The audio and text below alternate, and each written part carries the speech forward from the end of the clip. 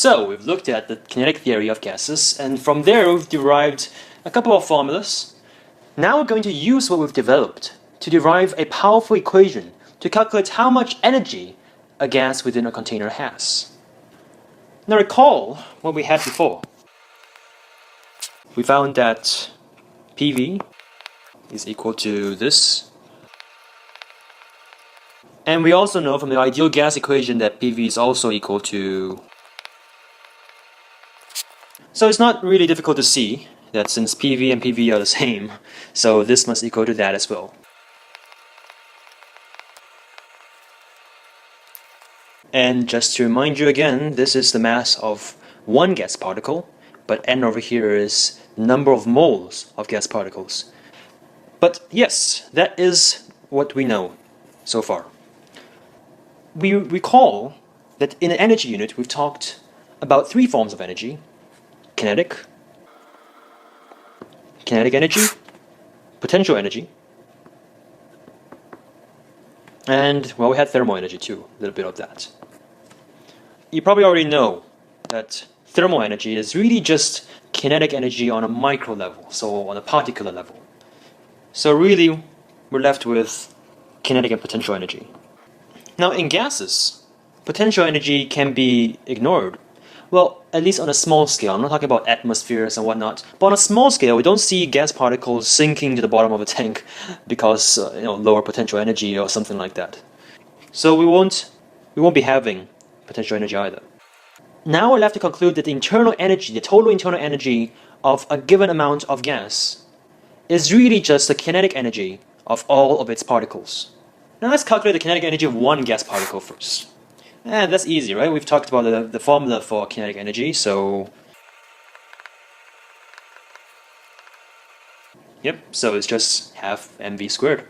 Now we're going to figure out the kinetic energy for all of these particles, for a large number of particles. And that's pretty easy too. All we have to do is multiply what we have by some new variables.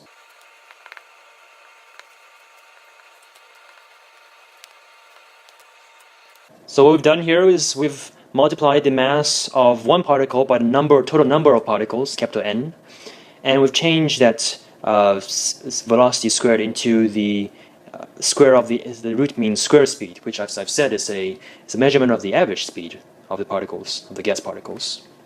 And that, as we've just figured out over here, this kinetic energy of all the gas particles will be equivalent to the total internal energy, which we give as a symbol U. Here's a really fishy thing. Have you noticed how much this formula resembles this one over here?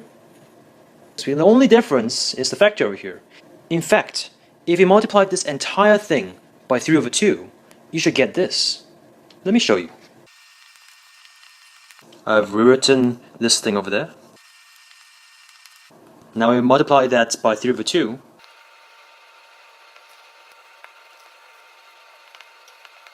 And voila! What do we have? This, we have that. And that's equals to U as well. So now 3 over 2 multiplied by that entire thing over there. And you know that this entire thing over here is equal to nRT. So we can just rewrite the entire thing into nRT.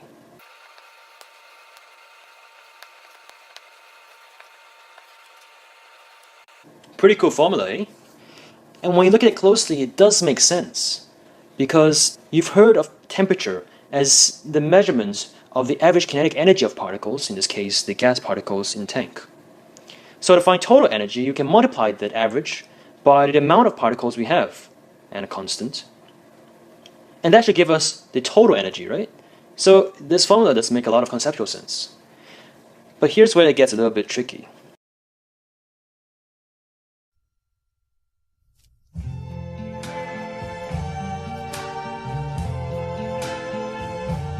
I see trees of green. Alright, let me write down what we know so far once again. We know the ideal gas equation. And we have our newly derived formula for internal energy. Now you might be thinking, since 3 over 2 nRT gives us U, and nRT is PV, doesn't that also mean 3 over 2 of PV should give us U? Well, technically yes, but I'd rather not write it that way, and this is the reason. Now, if I said 3 over 2 PV equals to U, and if I asked you, what happens when, say, the pressure increases?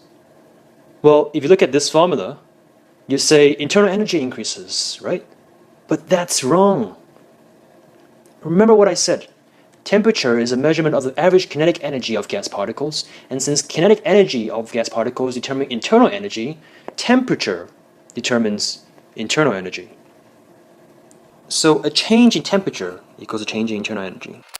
But if the pressure increases without temperature changing, the volume will decrease in order to keep this equation true. But as long as the temperature doesn't change, internal energy cannot change. So you can conclude that into saying a change in V or a change in P, pressure, alone does not mean a change in the internal energy. Wrap your head around this. We love shortcuts, of course. So there's also a shortcut I want to glance at over here. So once again, our formula was...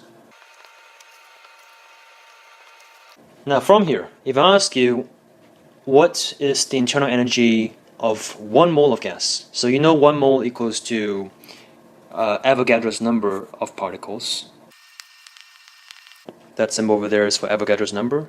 And you know Avogadro's number is 6.02 times 10 to the power of 23. So for 1 mole of gas, N over there would probably be 1, because N over here is the number of moles, right? And that'll be easy. Now the internal energy will simply be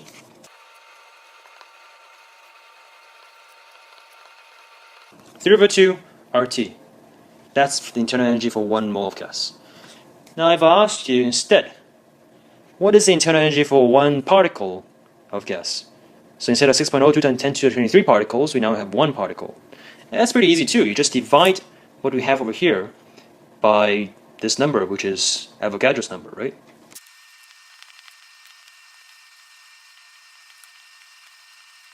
As it turns out, this figure over here, this ideal gas constant divided by Avogadro's number, is a pretty common term used in physics. And it has its own special name. It's called the Boltzmann constant, given the symbol K. And the value of K, of course, is just those two constants divided by each other. With a unit of joules per Kelvin. And so our equation becomes like this. Notice here that whatever gas it is, light gas or heavy gas, 1 particle of it, of internal energy depends only on temperature. Does it mean that with the same amount of energy, both light or heavy particles will travel at the same speed? Well, that will be the subject of the next lecture. See you soon!